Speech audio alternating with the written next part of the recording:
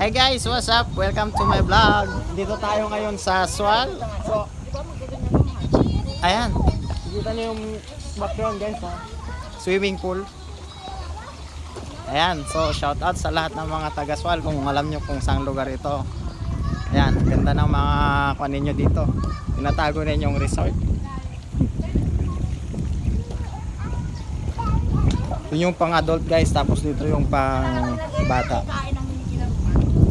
So biglaan lang kasi ito guys, wala to sa plano. Ayan. Shout out sa mga kasama ko. Ayan.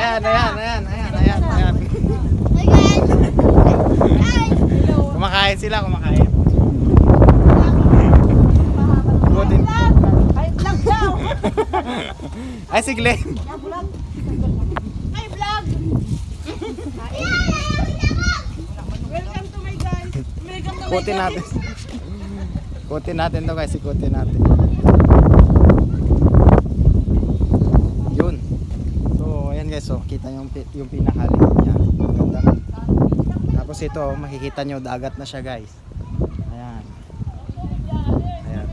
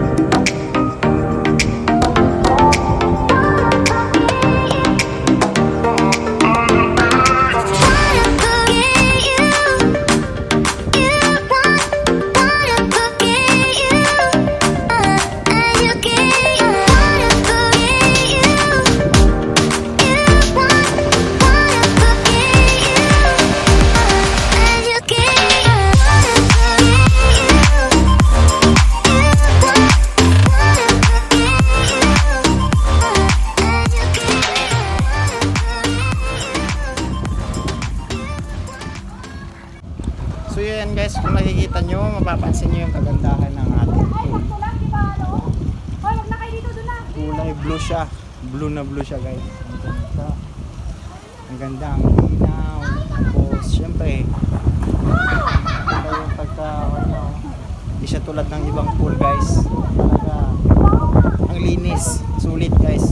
Sulit yung pera niya dito kasi malinis. Napakalinis po niya. So yan. Yan ang ganda. Kapag pipicturan, ayan, pwede kayong pumunta dun sa pinakalabas niya. Gilid na kasi ito ng dagat. Ayan, pwede kayong pumunta dyan. Picture pa siya.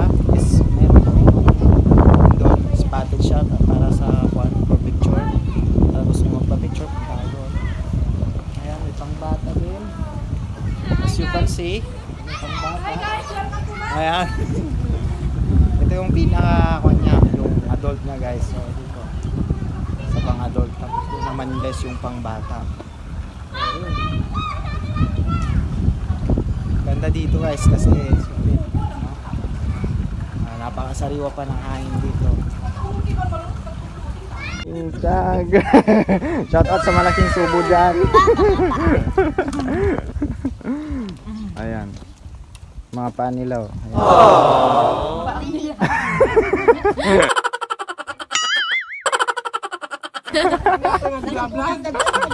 Ayan. Oh no!